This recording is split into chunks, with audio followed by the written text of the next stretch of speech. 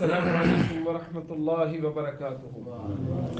وعلیکم السلام ورحمۃ پارہ نمبر اللہ 18 وبرکاتہ۔ المؤمنون، آیت نمبر 96، آیت نمبر 96، ادفع باللتی۔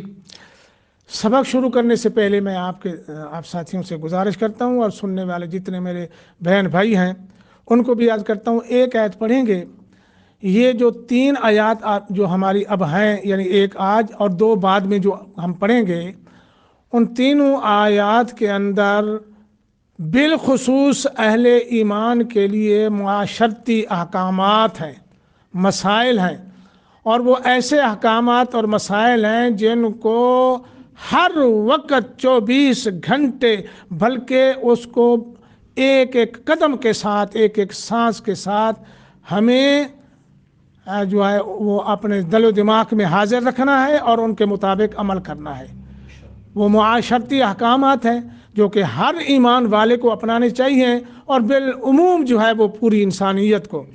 تو میں چاہتا ہوں ان کو تھوڑا تھوڑا کر کے سب کو بیان کر دوں، اور پھر اس کے بعد میں دلی دعا کرتا ہوں اللہ ہمیں سننے، پڑھنے، سمجھنے کے بعد عمل کی توفیق عطا فرمائے۔ اعوذ باللہ من الشیطان الرجیم، اعوذ باللہ من الشیطان الرجیم، ادفع ادفع باللتی باللتی هي أحسن السيئة هي احسن السیئہ نحن نحن أعلم اعلم بما يصفون بما يصفون ادفع بالتي هي أحسن السيئة نحن أعلم بما يصفون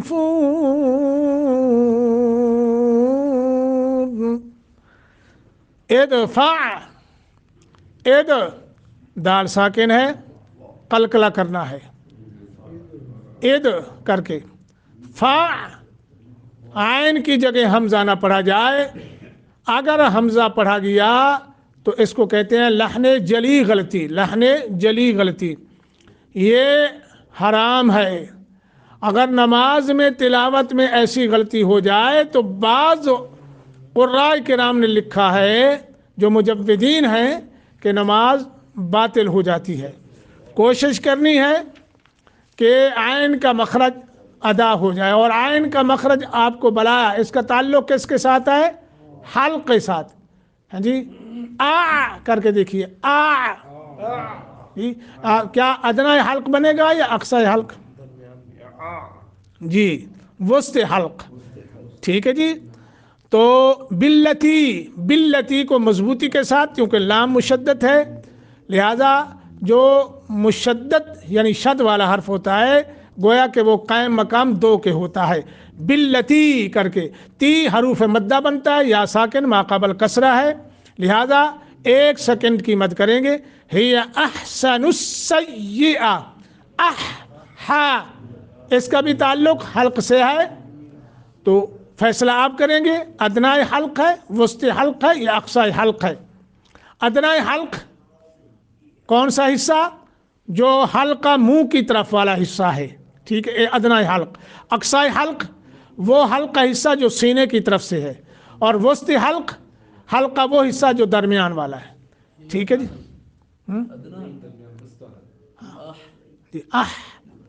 یہ ادنی حلق ہے، یہ ادنی حلق، ٹھیک ہے جی۔ تو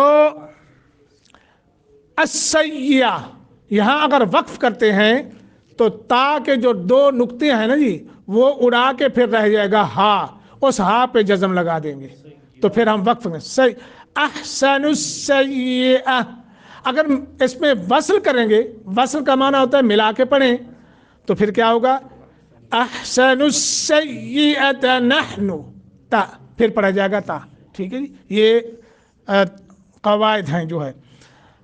نحن ہا، نحن نہیں، نحن لحن جلی غلطی ہوگی، چونکہ ہا پڑھا جائے گا، ہا کی جگہ ہا پڑھ دیا جائے تو یہ لحن جلی غلطی۔ تو ہا نحن کیسے؟ کاریگر ہو گئے ماشاء اللہ. اعلم ہاں جی عین اعلم بما یصفون صاد ہاں جی يصفون نحن اعلم بما یصفون حفص صاحب شاباش جی سرفراز شاباش صاد ہاں جی ٹھیک ہے جی چلے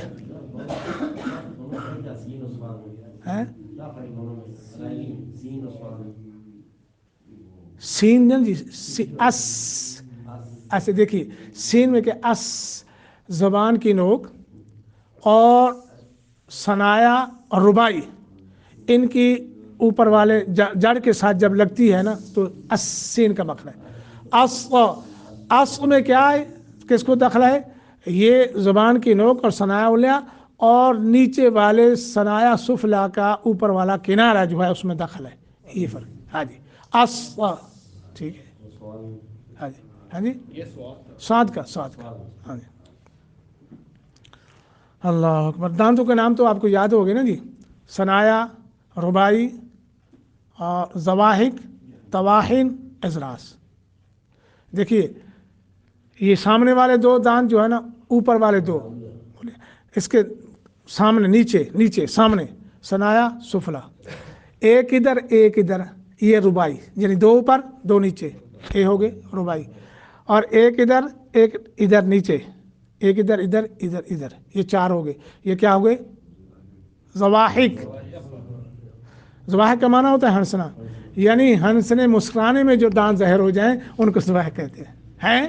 اور ربائی کا معنی چار ہوتا ہے. ٹھیک ہے جی. اچھا پھر آگے آ گیا وہ چکی تواہن کس کو کہتے ہیں چکی کو تواہن کہتے ہیں. کیا مطلب وہ پیستی ہے نا تو یہ تواہن کیا کام کرتے ہیں دو ادھر کتنے ہو گئے جی چار اور چار آٹھ ہو گئی. ٹھیک ہے جی 8 یہ کیا کرتے ہیں جو ہم کھانا کھاتے ہیں ان کو ریزا کرتے ہیں. یہ تو واہن یہ چکی لگا دی اللہ نے یہ چکی لگی ہوئی ہے اور اس سے ہم کھاتے ہیں دانا پیستے ہیں. ہاں جی بڑی ہڈیاں مرکڑی ہڈی کھا جاتے ہیں. اللہ اکبر. تو اس کے بعد آ گیا ہاں جی دیکھیے 6 ادھر ٹھیک ہے نہیں 3 ادھر کتنے ہو گئے 12. یہ ہو گئے کیا اضراس داڑیں. ٹھیک ہے جی زاد جی. چلیے جی اب آگے چلیے ہمارا اصل جو ہم نے سیکھنا ہے آج اے دفعہ. ٹھیک ہے جی کیا مطلب ہے اس کا ہٹائیے. اور پنجابی کہیں گے دفاع کریے. ہاں پنجابی میں ہاں اور دفاع کرو اردو میں ہوگا دفاع کریں. ہٹائیے باللتی اس طریقے کے ساتھ کہ ہے یا وہ احسن ہو بہت اچھا ہے السیئہ برائی کو نحنو ہم اعلم خوب جانتے ہیں بما اس کو جو یصفون وہ بیان کرتے ہیں. ادفع باللتی ہی احسن السیئہ. اللہ اکبر. رسول اللہ صلی اللہ علیہ وسلم کو اللہ سبحانہ و تعالیٰ کیا فرما رہے ہیں کہ اے میرے پیارے پیغمبر محمد عربی صلی اللہ علیہ وسلم ہم عذاب میں جو تاخیر کر رہے ہیں اس میں ہماری حکمت ہے.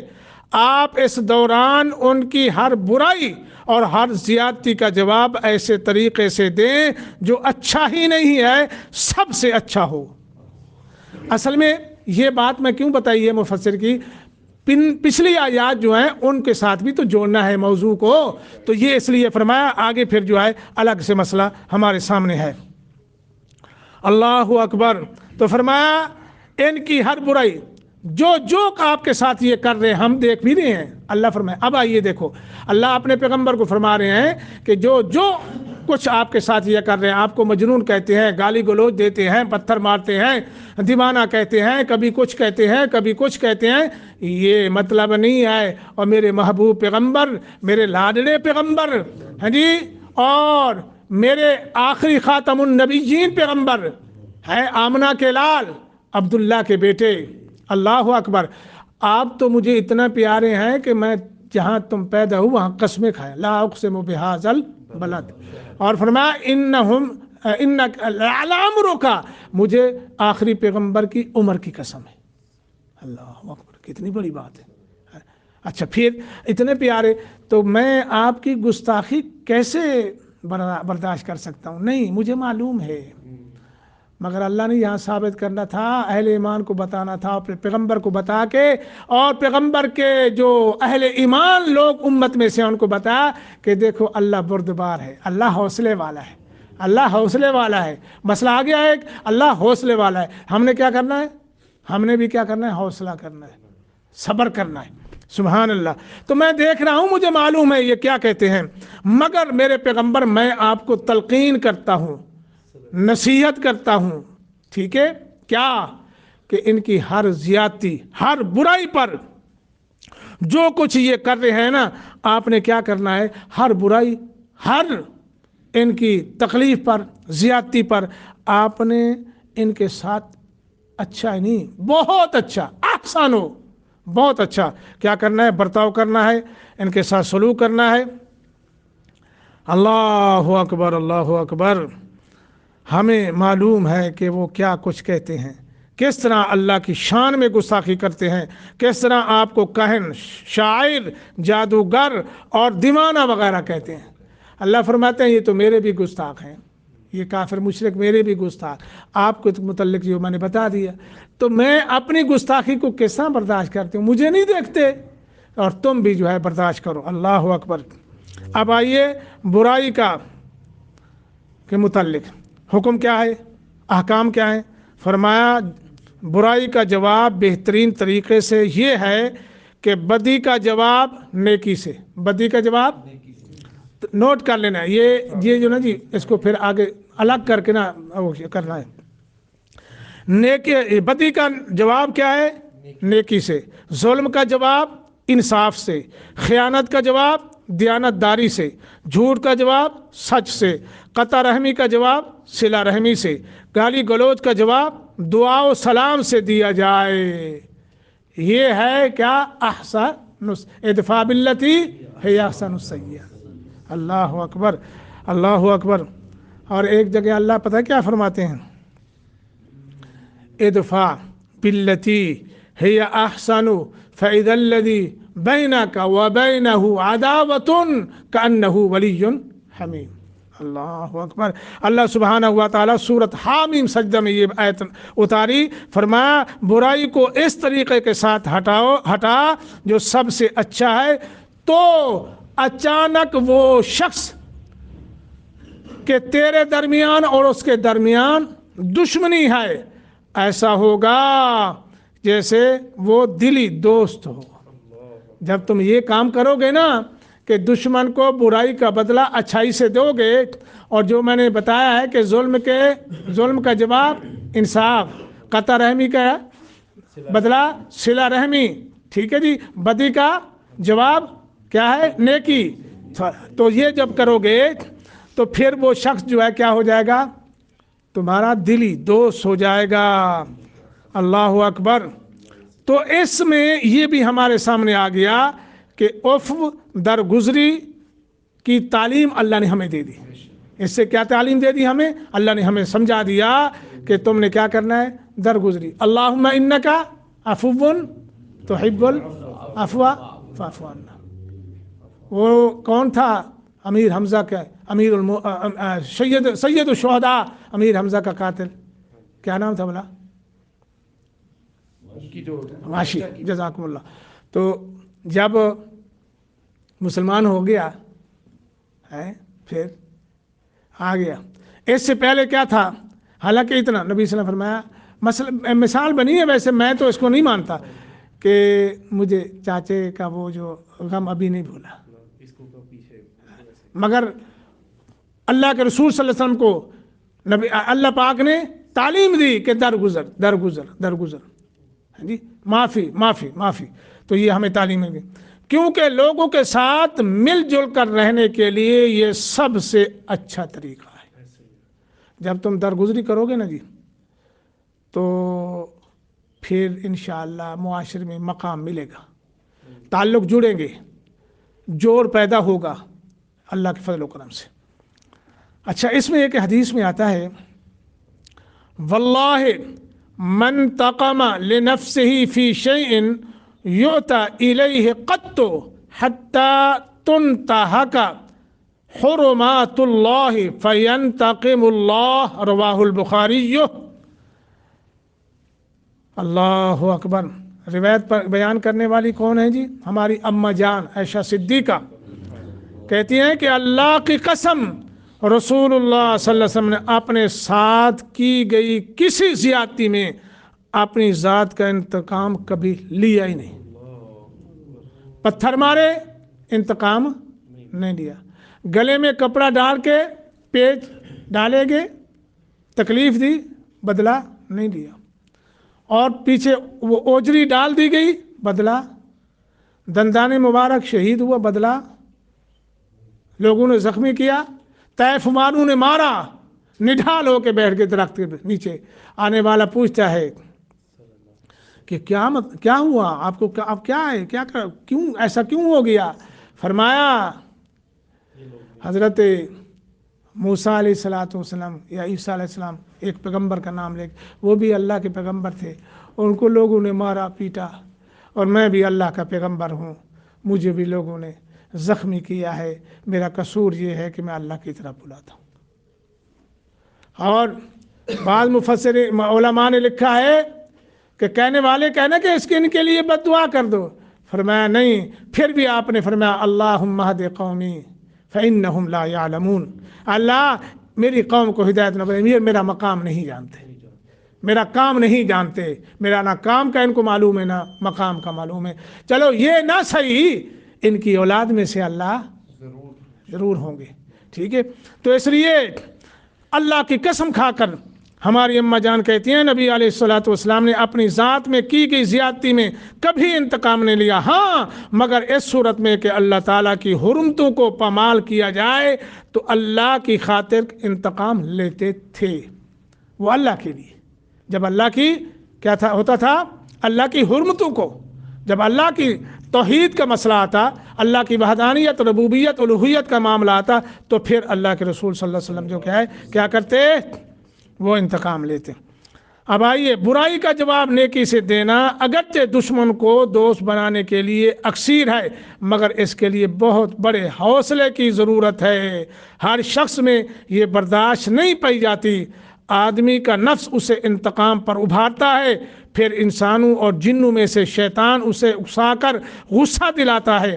اللہ تعالیٰ نے برائی کا جواب بہترین طریقے کے ساتھ دینے کی تلقین کے بعد ایسے شیطان، انسانوں، جنوں کے اکساہٹوں سے اپنی پناہ مانگنے کی تاکید فرمائی، کیونکہ ان ظالموں کا مقابلہ کرنے میں انسان بے بس ہے، یہاں اس کی کوئی تدبیر کام نہیں آتی، نہ ہی وہ شیطان کسی نیکی یا احسان سے دوست بنتے یا نرم ہوتے ہیں، کیونکہ انہوں نے دشمنی کی قسم کھا رکھی ہے۔ اس لیے اسے اس ذات گرامی کی پناہ میں آنا چاہیے جس کے قبضہ میں کائنات کی ہر چیز ہے، نیکی ہو یا بدی، ہر ایک کی پیشانی اس کے ہاتھ میں ہے۔ اور کیا کرنا چاہیے؟ اعوذ باللہ السمیع العلیم من الشیطان الرجیم من ہمزہ ونفسہ ونفخہ، یہ پڑھ لینا چاہیے۔ شیطان نہیں دیکھتا نیکی، شیطان احسان نہیں دیکھتا، اس نے تو قسم اٹھا رکھی ہے۔ آپ کو معلوم ہے قرآن میں اللہ نے فرمایا کیا؟ قال فبعزتک لاغوینہم، مجھے تیری عزت کی قسم ہے میں ان کو اغوا کروں گا، بچے گے وہی جو تیرے مخلص ہوں گے۔ جس نے قسم اٹھا رکھی وہ معافی کرے گا، وہ چھوڑے گا؟ تو اس لیے اس کے ہر دو پیش سے، ان کے وساوس سے بچنے کے لیے کیا کرنا ہے؟ اللہ کی پناہ۔ اور آخری بات سن کے جو بات کو ختم کرتے ہیں، باقی انشاءاللہ کل سے دیکھیں گے، وہ یہ ہے اللہ پاک نے ایک جگہ جو فرمایا ہے نا جی، میں نے ابھی آپ کے سامنے وہ آیت پڑھی ہے کہ وَلَا تَسْتَوِي الْحَسَنَةُ وَلَا السَّيِّئَةُ ادْفَعْ بِالَّتِي هِيَ أَحْسَنُ فَإِذَا الَّذِي بَيْنَكَ وَبَيْنَهُ عَدَاوَةٌ كَأَنَّهُ وَلِيٌّ حَمِيمٌ وَمَا يُلَقَّاهَا إِلَّا الَّذِينَ صَبَرُوا وَمَا يُلَقَّاهَا إِلَّا ذُو حَظٍّ عَظِيمٍ وَإِمَّا يَنزَغَنَّكَ مِنَ الشَّيْطَانِ نَزْغٌ فَاسْتَعِذْ بِاللَّهِ إِنَّهُ هُوَ السَّمِيعُ الْعَلِيمُ۔ فرمایا نہ نیکی برابر ہوتی ہے نہ برائی،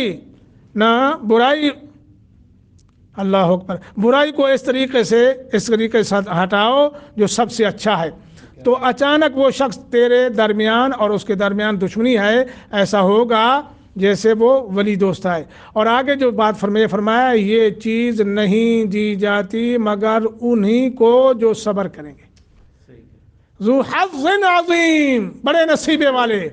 اللہ اکبر، مسئلہ سمجھا دیا اللہ نے، سمجھ آ گئی کہ یہ جو ہے نا جی برائی کا، اس کو ہٹانا، اس کا دفاع کرنا نیکی سے، ہاں جی، اور پھر ظلم کو انصاف سے، ٹھیک ہے جی، تو یہ کچھ چھوٹا موٹا کام نہیں ہے، بڑے جگرے والے آدمی کا کام ہے، وہ جس کے نصیبے میں، جس کو اللہ اتنا بڑا صبر عطا فرما دے۔ تو میرا خیال ہے مشکل نہیں ہے، اگر اس پہ عمل کرنا شروع کر دیں، کیا مشکل ہے؟ لا یکلف اللہ نفس الا وسعہا، ٹھیک ہے جی، اللہ ہم سب کو اس پہ عمل کی توفیق عطا فرمائے۔ اور یہ نہیں دی جاتی مگر اس کو جو بہت بڑے نصیبے والا ہے، اور اگر کبھی شیطان کی طرف سے کوئی اکساہٹ تجھے ابھار ہی دے تو اللہ کی پناہ طلب کرو۔ کون سی؟ وہی جو میں نے عرض کی ہے، اور آگے ایک دعا بھی ہے، بلا شبہ وہی سب کچھ سننے والا اور سب کچھ جاننے والا ہے۔ اللہ تعالیٰ نے قرآن مجید پڑھتے وقت شیطان سے پناہ مانگنے کا حکم دیا، فاستعذ باللہ من الشیطان الرجیم، سورۃ النحل کی آیت ہے، سورۃ النحل کی آیت ہے کہ جب تم قرآن فَإِذَا قَرَأْتَ الْقُرْآنَ فَاسْتَعِذْ بِاللَّهِ، یعنی قرآن پڑھتے وقت بھی کیا کرو؟ شیطان کی پناہ اللہ سے لے لیا کرو، اور ہر کام میں کیا کرو؟ اللہ سے پناہ۔ اعوذ باللہ السمیع العلیم من الشیطان الرجیم من ہمزہ ونفثہ ونفخہ، ٹھیک ہے جی، اور ایک جگہ یوں بھی آتے ہیں اعوذ باللہ السمیع العلیم بوجہ الکریم من الشیطان الرجیم، یوں بھی آتا ہے۔ اچھا، بہرحال تو ایک دعا بھی ہے جو کہ تعلیم دی ہے اللہ نے۔ ابو الیسرا بیان کرتے ہیں کہ رسول اللہ صلی اللہ علیہ وسلم یہ دعا کیا کرتے تھے۔ کون سی دعا؟ اللہم انی اعوذ بک من الہدم واعوذ بک من التردی واعوذ بک من الغرق والحرق والحرم واعوذ بک من ان يتخبني الشيطان عند الموت وأعوذ بك أن أموت في سبيلك مدبرا وأعوذ بك أن أموت لديغا آمین یا رب العالمین۔ ابو داود، اور اس کا ترجمہ یہ ہے، اے اللہ میں تیری پناہ مانگتا ہوں اپنے اوپر دیوار وغیرہ گرنے سے، اور تیری پناہ مانگتا ہوں نیچے گر جانے سے، اور تیری پناہ مانگتا ہوں غرق ہونے سے اور جل جانے سے، شدید بڑھاپے سے، اور تیری پناہ مانگتا ہوں کہ شیطان مجھے موت کے وقت خبتی بنا دے، اور اس بات سے تیری پناہ مانگتا ہوں کہ تیرے راستے میں پیٹھ دیتا ہوا مروں، اور تیری پناہ مانگتا ہوں کہ زہریلے ڈنگ سے مروں، کسی خاص وقت ہی میں نہیں بلکہ اعوذ بک رب ان یحضرون، کہ یہی مطلب ہے۔ تو یہی دعا ہمیں پڑھتے رہنا چاہیے، اللہ ہمیں توفیق عطا فرمائے۔